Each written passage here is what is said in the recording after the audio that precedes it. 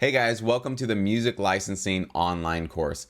My name is Jesse and I'll be guiding you through this entire 5 days here. And what I'll guarantee you by the end of the 5 days is you will absolutely know 100% certain without a doubt whether or not this business is going to be a great fit for you. I can tell you right now, before we even get started, this industry, music licensing, licensing your music to TV shows, movies, and commercials, sounds great. We all want to get some royalties and we all want to make some music that's going to get exposed to, millions of people. But I can tell you right off the bat that this is not for all artists and it's not for all songwriters. So that's what this course is really about, is to guide you through how to get started, how this business really works, as well as what it's really going to take for you to succeed and turn this into a full-time income if you'd like to. Myself, I've been making my full-time income through music licensing for almost 10 years now.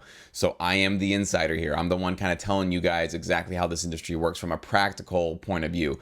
Not from a textbook, not from somebody who studied it from the outside, who understands the theory of how things should work. But I'm actually in this industry every single day, cranking out tracks, getting placements. So I know how this stuff really works. And I put this course together for you because I know there's a lot of other artists and musicians out there that they have the talent, they work really, really hard, but they just have no knowledge or education about how this side of the industry really works. And honestly, I believe it's the last side of the music business that's still providing full-time incomes for stay-at-home producers like myself. So if you're a stay-at-home producer, you have your own little studio going on, or maybe you work with somebody else, this might be a great industry for you to actually start making some part-time income to start with, but eventually build yourself a catalog large enough that you can create a full-time income through your royalties and pay all your bills and take care of your family and go on vacations and do all that cool stuff you need to do. And you can do it all from creating music. And that's the magic really of this side of the business, is that there are people that want to pay you. They want to actually consider you a valuable asset in this business. They don't just take you for granted and steal your music and think that you should be making music for free like a lot of the other sides of the industry is right now, unfortunately. So I'm excited about this side of the business, and hopefully I can, guide you through this so you know whether or not this is going to be a business that's going to work for you, okay? So getting started, who the hell am I, right? Just some guy. You probably stumbled across my course either through Google or Facebook or something like that. So my name is Jesse, like I said before, and I'm a music producer, and I work out of my home studio here in Las Vegas. Nothing special. I have an iMac. I have some speakers. I have a keyboard and a couple of outboard gear, but by far I'm not in some huge multi-million-dollar studio. So I'm a pretty average, low budget kind of a guy. And if you're watching this video, you're probably in that category as well, that you have some awesome plugins and you have a great system set up at home, but you don't have some multi-million-dollar facility, and you honestly don't need that anymore these days to do well, especially with this TV film licensing gig. I can't even read music, okay? And I'm definitely not some virtuoso rock star. So it doesn't, and the reason why I'm saying that is because it does not require you to be some sort of amazing, crazy genius, musical genius to do well in this industry. I'm not going to discount my talents and my skills that I've accomplished. I make some pretty damn good sounding tracks.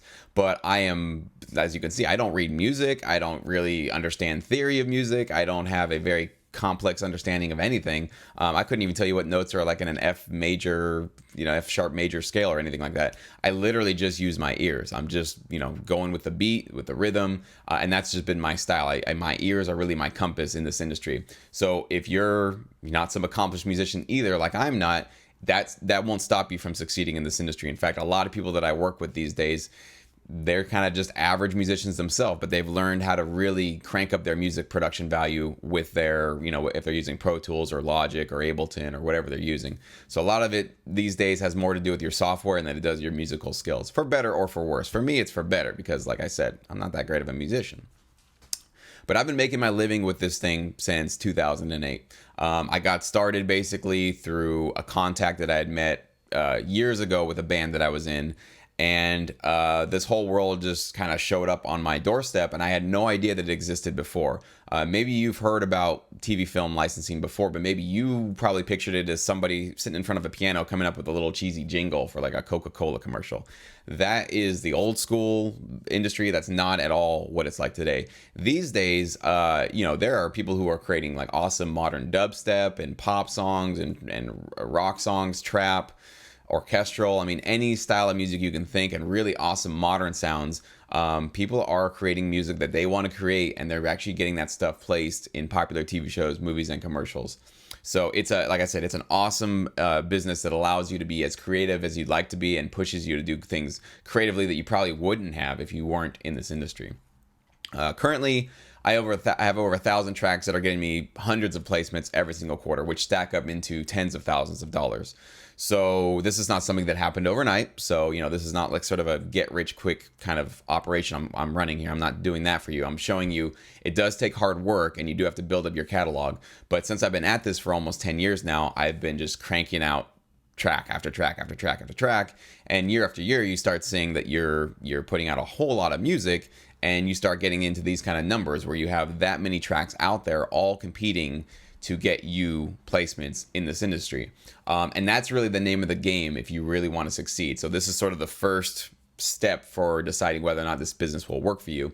Are you somebody that can continuously crank out awesome new music on a weekly basis? And I mean probably at least 1 to 2 tracks per week, if not more.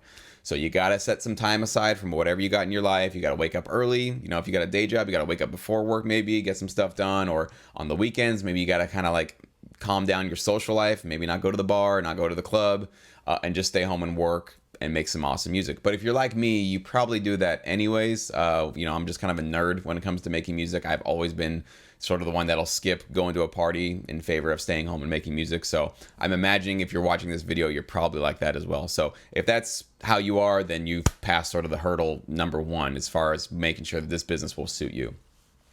And I primarily produce Logic Pro. With Logic Pro, I do rock, pop, EDM. I've done some dubstep. I've done some trap step. I've kind of dabbled in a few other things. But I primarily go back to rock, pop, and EDM, either a combination of those or one or the other. And I'll tell this for you guys that if you're one of those producers and, you say, hey, I produce everything. I have country, I have rock, I have hip hop. When you get started in this business, you should probably focus on probably 1 or 2 of those, all right? So don't try to be a master of all things, and or jack of all trades, master of none, right? So if you do pop, rock, EDM, country, trap, all this kind of stuff, really be honest with yourself. What is the 1 or 2 things that you really, really do well? For me, I'm a rock guy because I grew up listening to metal and rock tracks, new metal kind of stuff that was coming out in the early 2000s. That's where I got my musical start. So that's just where my roots are. That's where I go back to. So heavy, aggressive drums and guitars and all that kind of stuff. That's just where my heart is at. So whatever it is that's in your heart, that your passion, wherever your roots are, you probably should stay there in the beginning of this business and really get good at that genre, that sound. Then you can branch out and do other stuff, okay? And so why am I sharing all this information? I'm giving all this stuff away for free. What the hell's in it for me? Why would I do this, right? Well, I have had personal situations happen in my life where I have other fellow bandmates from previous bands or musician friends who I see them one by one getting out, or I did, this is years ago, saw them leaving the music business, and they were struggling. They were trying to get into it. They were trying to sell their music and hustle and tour and do all that stuff. It's all fun and exciting, right? But they never turned it into really any income. I mean, much less a full-time thing. They weren't even making like part-time income with it. They were literally spending money. And it just, when I got into this business and I started seeing that my career was blossoming and doing well, and I started getting checks and contracts and checks and contracts and placements, and I was like, wow, this is actually growing for me. I saw this like separation happening between me and a lot of my musicians friends, and that started to weigh on me a little bit, because it just, it sucks when you have some very valuable knowledge that could help somebody out who is willing to do the work. They're willing to actually put in the time. They just don't have the knowledge. They feel like they don't have the connections or something like that. And as I started, seeing this divide happen between me and my friends, I realized I can't be keeping this stuff to myself. 2 reasons. One, it's just not fun to see somebody struggling who doesn't, like, needlessly. They don't need to be struggling if they just had the knowledge for how to do this stuff, right? And 2, I don't want to be doing this by myself. I want to work with my friends. Like, I want to collaborate with people that I like, and I want to have people, surrounding me that I am influenced by and I'm, motivated by. So there's a selfish angle here for why I'm teaching you this, because I'm trying to create basically a really awesome, and I've already succeeded, we're going to grow it even more, an online community of producers and musicians, songwriters who want to do this TV film thing the right way, which is doing hard work, getting the best knowledge, and persistence, really just going out there and continuously putting out and cranking out awesome high quality tracks. So I'm creating a network of musicians that not only will I inspire and motivate and challenge and educate, But you guys will motivate and challenge and inspire me as well. And I need that. I absolutely have to have people around me that challenge me and motivate me and send me awesome music and get me inspired to even crank up my production value, okay? And summing up this little slide here, if you want to check out more about me, my music, my placements, all that kind of stuff, there are links below this video. You can listen to my tracks so you can hear what production quality I'm working with. You can link to see how many songs I have out there in the systems. You can actually go through and see all those. So I'm completely transparent. You guys can see exactly what I've been up to, what tracks I have out there circulating and stuff. And I want you guys to see for yourselves that I'm the real deal. I really am in this business doing this every single day. So check out those links below if you want to see more of that for yourself, okay? So moving right along. Reality check. All right. This is the part where you really need to brace yourself, because I have to give some real harsh wake-up calls here about the music industry in general. And this is something that probably a lot of other people won't tell you about. I have to tell you this because honesty is the first step towards enlightenment. You have to be aware of what your odds are of succeeding if you're going to succeed. Okay. So if you go into this thinking that like, oh, no matter what, I'm going to do great, or all you got to do is, obviously if you're watching this video, I know that you believe that your tracks are awesome. Everybody who watches this, I know that you believe that your music is awesome. Now it might be, you might have the best tracks on planet Earth. And I've had students send me music and I'm like, damn, your stuff's better than mine. But honestly, like, you might have to do some work with your music to get it on par with the professionals out there. So you need to be aware of where you stand, what the chances are of succeeding, what you're going to have to do to succeed in order to get to the point where you're doing this full time. Okay, so brace yourselves. Might be a rough couple of points here, but you really need to hear this stuff. 95%, that's what you're seeing on your screen here. 95% of all artists do not succeed in the music business. Now, this might not be news to you, because obviously there's a stereotype out there of broke musicians that they don't make any money. They end up having to get some day job. They start, waitressing or waitering or whatever. And that's as far as they can go in the business. They just do it on the side for fun. This is just, unfortunately, the nature of the world as it is. There's many different reasons why so many people fail out of the music industry. And I don't think it has anything to do with talent. I don't think it has anything to do with hard work. I literally just think it has to do with a strategy. I think a lot of artists and producers out there, they have no strategy, or if they have a strategy, it's the wrong one. It's more of a like narcissistic, like, well, you should be giving me fame and you should be giving me a contract, and why can't I get this and this? It's a very me narcissistic kind of a strategy that they're employing, and it ends up leaving them just dry and left out, because that's just not a mindset or an attitude that attracts a lot of success into their life. And part of this course, we're going to talk about changing that mindset to be able to put yourself in a position mentally so that you're attracting people that can pay you, and not be so looking always with your hand out for an opportunity, like give me. That's the worst thing you can do. Okay, so 95% of people don't do well. And of the 5% that do succeed, very few of them have a sustainable long-term career. Just think about the last wave of pop tracks or pop artists that came out like 5 years ago. How many of those are even still relevant today?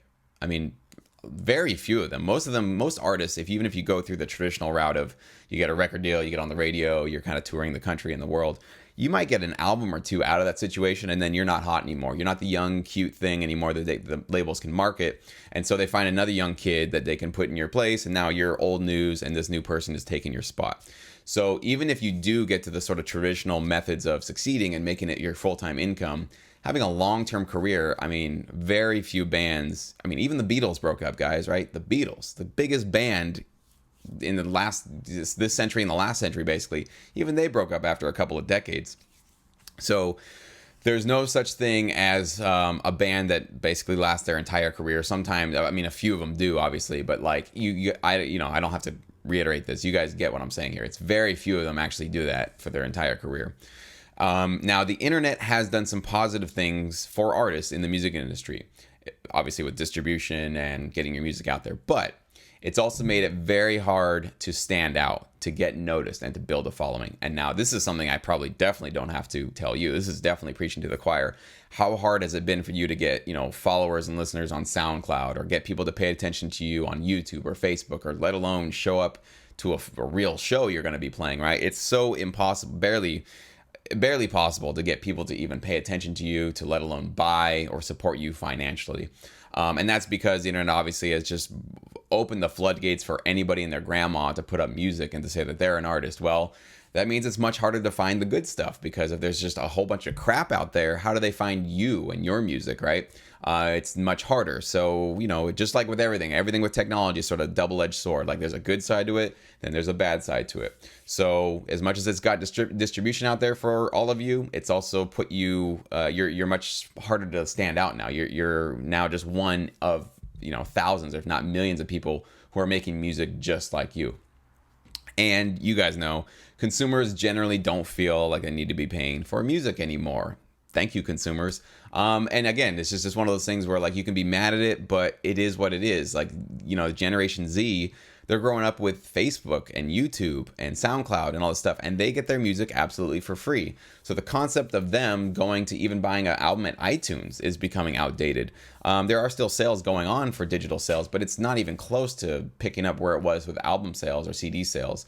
And many artists these days, many mainstream artists actually will write off their album sales as an advertising expense. So they don't even like look towards selling their albums to bring them income. They basically are now, many artists are just giving away stuff for free, giving a limited time promo, time for free, where they're going to give a track out or maybe their whole album out. And the strategy there is like, hey, your album is basically your advertisement and your marketing. If people like your album, they will show up to your live show, right? And they'll pay you for merch and tickets and all that kind of stuff. And then, you can get some placements on TV and movies and that kind of thing. But they're not even looking for CD sales or album sales, CD sales, what are those anymore, right? But album sales, single sales as income so much anymore, because they make so little on that these days. And if you want to make a living from music, you will need to learn how to serve people that want to pay you. Okay, so kind of the step one of this is you got to sort of get beyond this idea that like you're going to be some rock star selling your music to fans and they're going to just financially support you. There are artists out there that can do that, and I'm not saying you shouldn't go for that. And maybe you want to do this on the side of your artist career, whatever you're going for. But I'm telling you, this is that 95%. This is the part that really kind of stings. It's like the odds are really highly stacked against you in that side of the business. So I just want you to be aware of that. Just be, completely, honest with yourself about what the odds are of you succeeding doing things the old way, where you're trying to sell to a marketplace full of people that they don't want to pay you. So I say, why fight a losing battle? Why don't you come on board something where there are companies, big organizations, corporate organizations that have a lot of money, they have budgets, they really do want to pay for high quality music because they care about their brands, they care about their TV shows, they care about how the public perceives their productions, and they will pay a talented producer like yourself to put music in their production. And then you get royalties, you get upfront fees, and you get exposure to millions of people, which can then put you on the map for your fans, for other people out there, and you can get your career started in many ways. So, good news, bad news there, right? So that's why I think that this TV film side of the industry is the way to go for us stay-at-home producers, guys that are just average guys that, we don't have the huge connections in the business. We don't have, our uncle is the head of A&R at some huge major record label, right? It's great for us.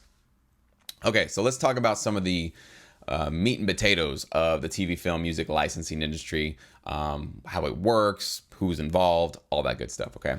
So you might not be aware of this, but it is a nearly $4 billion industry. Like I said before, this is no joke. I mean, you guys know how much money gets spent on, Super Bowl ad commercials. We're talking about $500,000, $1 million just to put the commercial, the damn thing into the Super Bowl, if not more. So there's a lot of money being poured into people's attention, right? Getting people to buy something, watch something, participate in something, support a cause, whatever it is.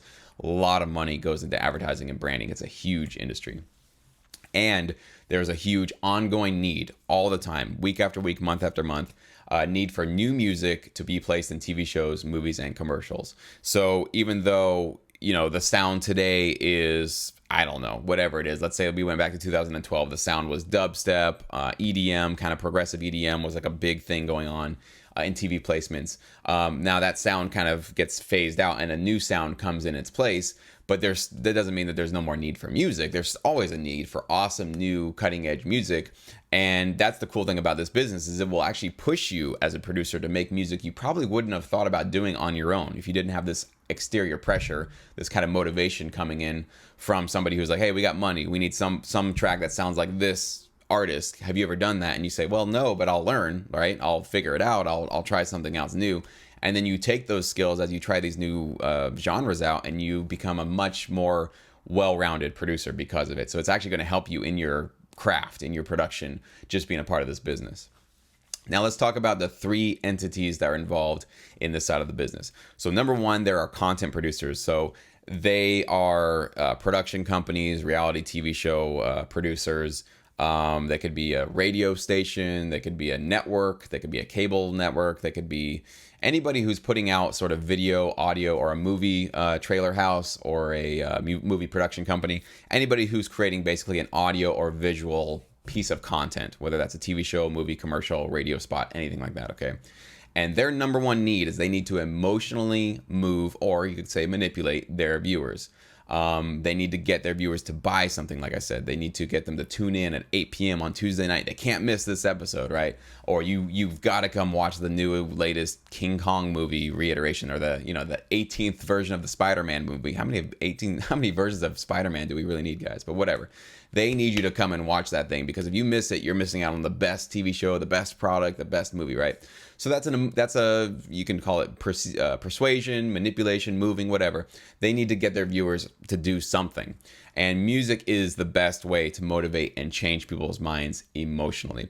You're a musician. I don't have to tell you this. That's why you are probably hopelessly addicted to music like I am. Music is the fastest way to change somebody's mind, right?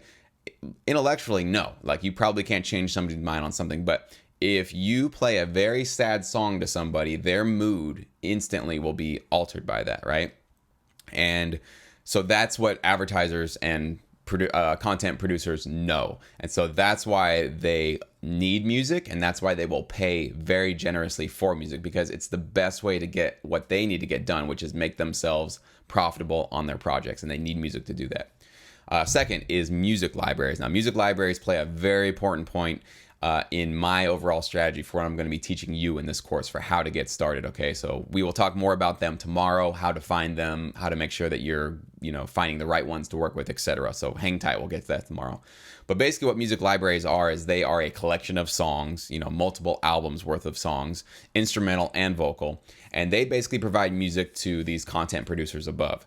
And so what their primary purpose is they are a sort of aggregator of a whole bunch of music. They put metadata on every single track. So let's say a content producer needs an uplifting pop EDM song. Well, the music library create a whole series of tracks and put metadata on those tracks that have words like inspirational, uplifting, EDM, four on the floor, whatever, a whole bunch of different terms and tags, so that the content producer can go through quickly, type in some tags, find maybe 20 songs that fit their narrative, or maybe if they have I need it to be at least 120 BPM, it needs to have these elements. So they're basically serving the needs of the content producers by making their lives easier. They need a track that sounds like this. They only want to go through maybe 10 or 20 songs that fit that criteria, find the best one, and boom, they're on their way.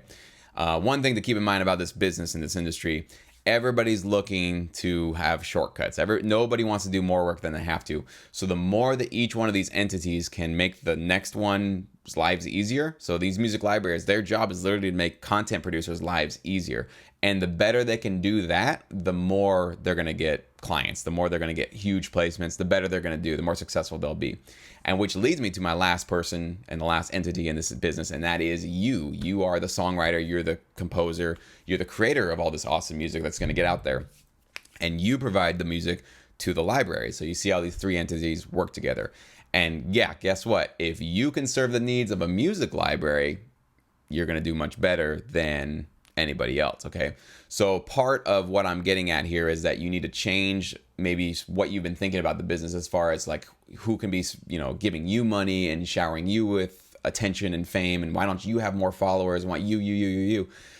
Get out of that stuff and think about, what can I do for somebody else, right? What can my talents, what can my abilities here, what can my craft do to make somebody else's life easier and serve their needs? Because if I'm useful to them, they're going to pay me. And this is a simple concept that goes across every single industry on planet Earth.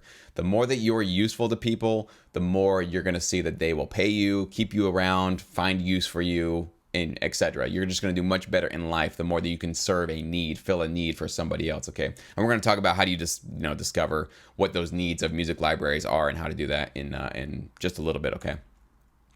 And so as you can see, everyone works together. This is a teamwork sort of environment for this business.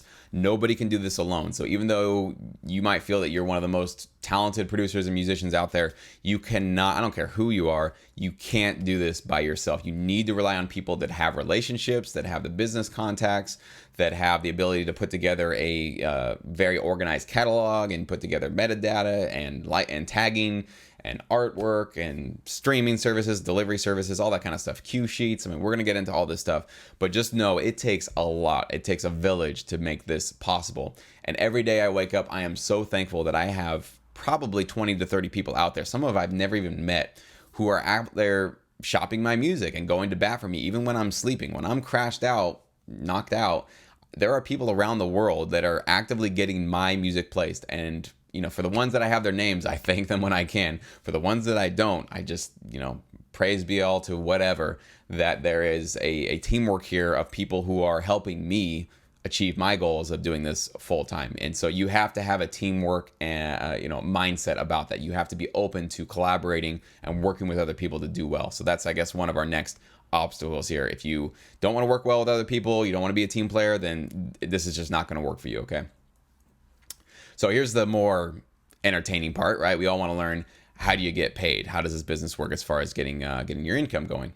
So it's one of the few businesses that I found where you get paid over and over again for the same work. Let's talk about that. So there are two types of payment. There's upfront and back end. Upfront is also known as a synchronization fee, also could be known as a consideration fee, and it's paid basically one time in exchange for the permission to use your music in a TV show. So sometimes what will happen is I'll be working on a custom job for, let's say, like a Ford commercial. Well, a lot of times I will get paid an upfront sync fee. Now the sync fee can be anywhere from $500, $1,000 up to $10,000, $20,000. It depends on how big the campaign is. It depends on how large the company is, what their budget is, what kind of music they're needing from you. There's a lot of different factors that go into it. I can tell you for myself, my average license or the sync fee that I normally get, it's between $4,000 and $6,000, sometimes $7,000. I've gotten something a little bit larger than that, but on average, if I get a $3,000 upfront sync fee, that's pretty standard, and I'm happy with that. And that's basically about, 2 days worth of work of composing a track. So $3,000 to do 2 days of work, it's, I'm never going to turn that down. So, but it ranges all over the place. And that's, again, just one type of payment. That's just the upfront fee that you can get in this business. Now, here's the more important one. I probably should have circled that and made it huge. Back-end royalties. These are the royalty checks basically that you get every time your music is aired on TV or radio. So not only do you get paid your upfront fee for, a track getting placed, sometimes there is no fee for the upfront thing, but even if there isn't an upfront fee, these back-end royalties happen all the time, and they are basically your bread and butter. It's what's going to allow you to do this full time. So I always say focus on your back-end royalties, building these up. And again, they happen every time a show airs. So just because you got placed on one episode of, let's say, Judge Judy or something like that, if that particular episode airs multiple times throughout the day, you're getting paid every time your song is on TV. And we'll talk about more kind of crazy stuff that go on with that. And the royalties that you get paid, they get distributed through what are known as performing rights organizations. The three main ones in the US are ASCAP, BMI, and CSAC. ASCAP and BMI are basically open to the public. Anybody can join. I believe ASCAP has a fee, might be $20 or $50 now. BMI is absolutely free. CSAC, you cannot get into the CSAC because they're a private organization unless pretty much you've got a established base of royalties coming in. So I'm imagining if you're watching this video, you probably don't have an established stream of royalties because they're more of a private organization. They're much more for making sure they sign only writers and songwriters that have already got an income stream. Excuse me.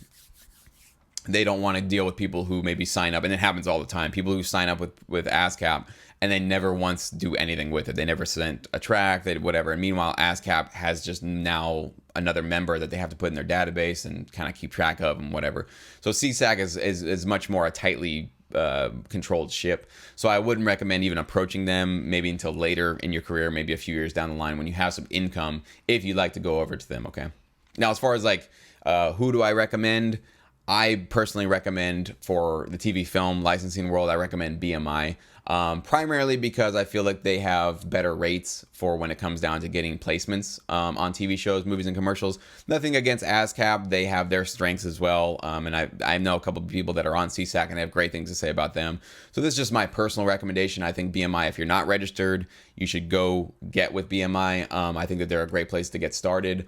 If you are with ASCAP and you need to change, you'd like to change the BMI, well, you got to do it a certain way and within a certain window. So you have to call up ASCAP and you have to say, so when can I switch over to another? You can't just call them and say, hey, I cancel, I'm out. They'll actually give you a certain time window to say, like, well, you signed up on June 1st.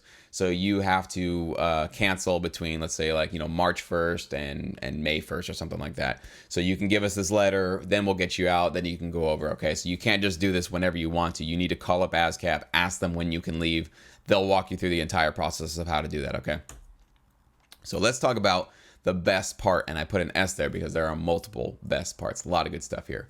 Syndication. This is the golden word that you should remember from anything. If you like forget everything else going on in this presentation, remember syndication, because it's going to be your lifeblood in this industry.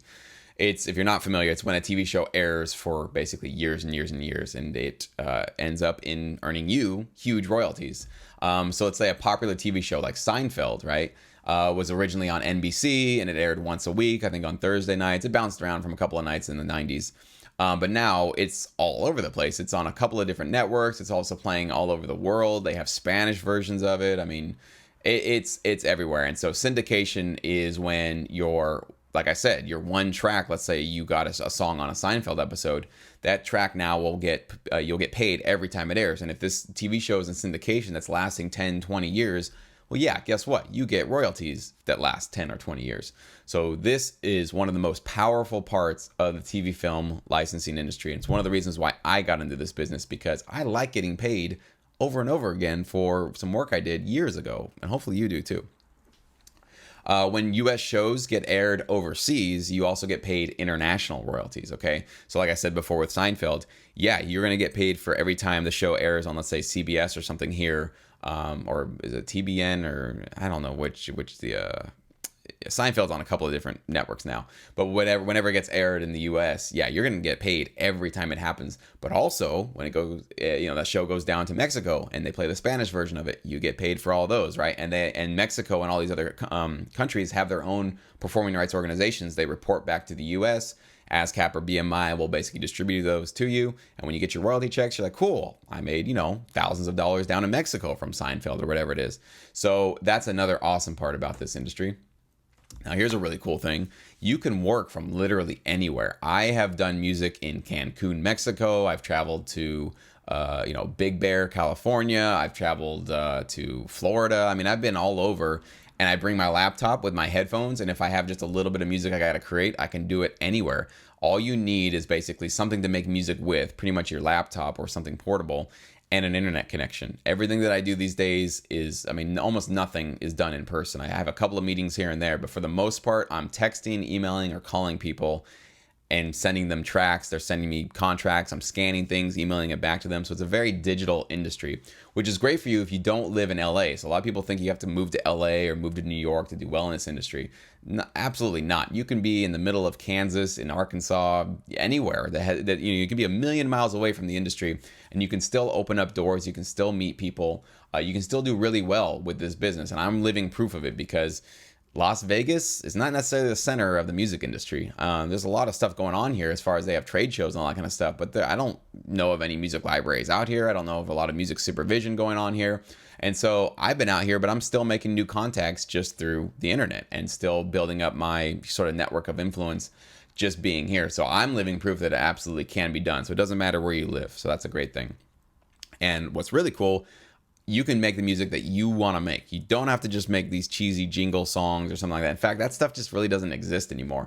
People are making awesome tracks that, like, I mean, I listen to some of the stuff in these libraries. I'm like, damn, I want to buy that. Like, I want to put that on my iPod and my iPhone and listen to that when I'm working out. Like, some of this music is so cool, so cutting edge. So whatever music you want to make, you can make that music and get it placed on TV shows, movies, and commercials. Okay, so you don't need to compromise your, artistic integrity. You can do what you want to do. And again, obviously, your music could be heard by millions of people when you get placed on. I remember one of my first huge commercials I had was a Jack in the Box commercial, and it aired during the Oscars. This was probably 2012, 2011. One of the earlier, I think it was maybe 2011. And it was one of the earliest huge exposures that I had, and it just hit me like, how many millions of people just heard my song? And that was just this crazy, like, just mind blower kind of a thing. So doing this, I don't know, putting your music out on YouTube and Facebook, like if you get a viral hit, yeah, you could probably hit those kind of numbers, but I've never had a viral hit in my life. I've never had a hit song in my life, but I have had millions of people. And in fact, if you're watching this video, you've probably heard my music. You just didn't know it was me. It's pretty cool to be able to say that. And as you grow your catalog throughout the months and years you get into this industry, your royalties will grow exponentially. So let's say you write 50 songs year one. Well, now those 50 songs are out there competing, trying to get placements for you, and they're doing their thing. Well, next year you put out another 50 tracks, so now you have 100 tracks that are out there trying to get new placements for you. And every year as you grow your numbers, the chances of your tracks getting placed grow every single year, because it's just a numbers game, right? And you can continuously get new placements from stuff you did from year one. So I still get new placements, like brand new shows that use music that I composed in 2009. I mean, this stuff is super old. It still has a relevant sound, I guess, but like I'm still getting new placements, even internationally, from stuff that I did years and years ago. So you get this kind of growth exponentially where your royalties start doubling every single quarter, as long as, again, you're persistent. You got to keep cranking out tracks. You're not going to get this done by having one album that you throw out there and you think that, all right, I got my 12 songs out there, let me just sit back and enjoy it's not going to happen that way. You honestly have to do this every single week. You have to be out there cranking out music, challenging yourself, pushing yourself to do really well, and then you can get to the point where you will see your royalties start to grow exponentially. All right, so we've wrapped up day one. Okay, so day two will be delivered to your email inbox 24 hours from whenever you signed up. Okay, so it is coming to you. Many people want to email and say, Jesse, where's day two? Just, sit back, relax. You will get it. It's coming to your inbox. And I appreciate your enthusiasm, but, it will come as soon as that 24-hour mark just passes, okay? So tomorrow's video, what are we going to talk about when that comes to you? We are going to talk about how to find those music libraries that can get you started, that can get you a licensing deal, and basically put your foot into this business to start getting your royalties built up, get your catalog built up, all that fun stuff. And I'll also show you how to determine which libraries are most likely to accept your particular music and offer you a contract. Doing this sort of blind copy and paste thing where you just send out your music to 20 different libraries and just see what sticks, I don't recommend that process. I think it needs to be much more methodically thought out. You need to have a plan for why are you approaching this specific library? What is it about that they offer that you can benefit from? What can you serve them with? Like, how can you benefit their life, make their life easier, right? We've talked about that before.